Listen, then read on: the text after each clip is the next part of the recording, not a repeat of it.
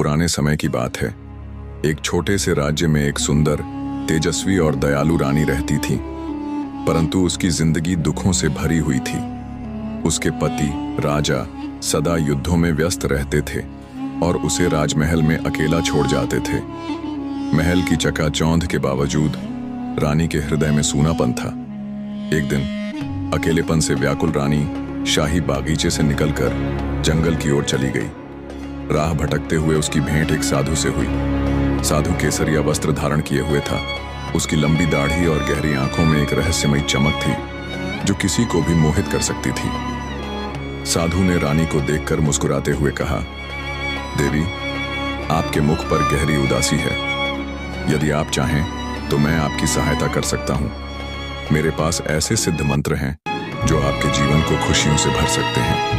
रानी ने विनम्रता से सिर झुकाकर कहा, साधु महाराज, मेरी एक ही इच्छा है, मेरे पति सदा मेरे साथ रहें, लेकिन वह हमेशा युद्ध में व्यस्त रहते हैं। यदि आपके पास कोई उपाय है तो कृपया उनके मन को मेरे प्रति आकर्षित कर दीजिए। साधु ने सहानुभूति का स्वर अपनाया, लेकिन उसके मन में कोई और ही योजना थी। उसने कहा, देवी, इसके लिए एक विशेष पूजा करनी होगी, लेकिन यह केवल एकांत में ही संपन्न हो सकती है। यदि आप चाहें तो मेरे आश्रम में आकर इस पूजा को पूर्ण कर सकती हैं। रानी अपने अकेलेपन के कारण इतनी बेबस हो गई थी कि वह साधु की बातों में आ गई।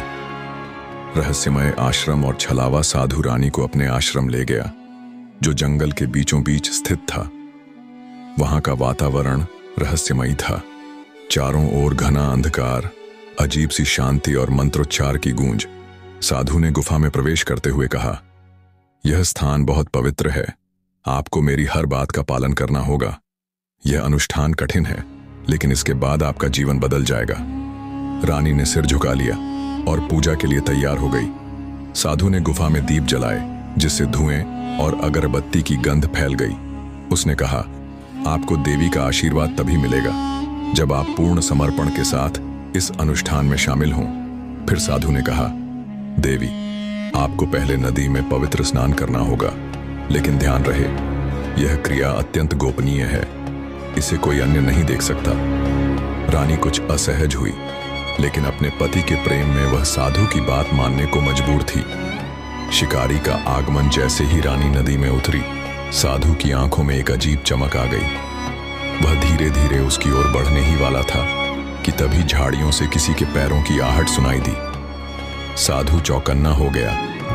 उसने देखा कि एक शिकारी वहां से गुजर रहा था। शिकारी ने साधु और रानी की स्थिति को देखा और शंका हुई। उसने साधु से पूछा, महाराज, आप यहां इस निर्जन स्थान पर क्या कर रहे हैं? साधु ने तुरंत अपनी चालाकी दिखाई और गंभीर स्वर में कहा, वत्स, मैं एक महान अनुष्ठान कर रहा हूं।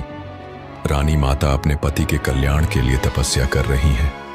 कृपया यहां से चले जाइए, अन्यथा देवी नाराज हो सकती हैं। शिकारी ने रानी की ओर देखा, जो पानी में घबराई हुई खड़ी थी, लेकिन रानी कुछ बोलने की स्थिति में नहीं थी, क्योंकि साधु ने उसे पहले ही डरा दिया था कि पूजा में बाधा डालने से उसकी सारी मेहनत व्यर्थ हो जाएगी। शिकारी ने साधु की बातों पर संदेह किया, लेकिन उसकी गंभीर मुद्रा देखकर वहां से चला गया। शिकारी के जाते ही साधु और अधिक आश्वस्त हो गया। उसने रानी से कहा, देखा देवी, देवी मां स्वयं आपकी रक्षा कर रही हैं। अब बिना किसी भय के पूजा को पूर्ण करें। रानी अब पूरी तरह साधु के वशीभूत हो चुकी थी। उसने साधु की हर बात माननी शुरू कर दी। राजा को मिलती है सूचना। इसी बीच राजा को अपने एक सैनिक से सूचना मिली कि वह साधु वास्तव में एक कपटी व्यक्ति है जो जेल से भागा हुआ अपराधी है। राजा ने तुरंत अपनी तलवार उठाई और जंगल की ओर दौड़ा। इधर साधु ने रानी को पूरी तरह अपने जाल में फंसा लिया था। उसने उसे एक गुप्त गुफा में ले जाकर कहा, अब अंतिम अनुष्ठान होगा। यह गोपनीय है। यदि किसी को पता चला तो इसका असर खत्म हो जाएगा। रानी पूरी तरह से भ्रमित थी। राजा का आगमन और सत्य का उद्घाटन जब राजा आश्रम पहुंचा तो साधु के शिष्यों ने उसे रोकने की कोशिश की, लेकिन राजा क्रोध में था। उसने अपनी तलवार निकालकर कहा, जो भी मेरे रास्ते में आएगा उसका यही हश्र होगा। राजा को देखते ही शिष्य भाग खड़े हुए।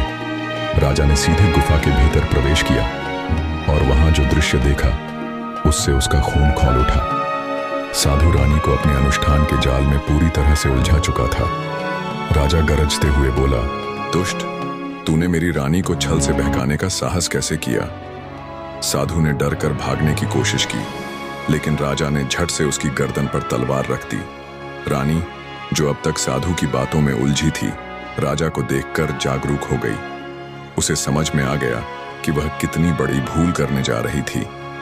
अंत और न्याय राजा ने साधु को बंदी बनाकर महल ले जाने का आदेश दिया। वहां न्याय सभा में उसे मृत्युदंड दिया गया। रानी बहुत दुखी थी कि वह साधु के छल को पहचान नहीं पाई, लेकिन राजा ने उसे दिलासा दिया। उस दिन के बाद राजा ने कभी भी अपनी रानी को अकेला नहीं छोड़ा। उसने युद्धों को सीमित कर दिया और अपने परिवार के साथ अधिक समय बिताने लगा। रानी ने भी सीखा कि कभी भी अजनबियों की मीठी बातों में नहीं आना चाहिए।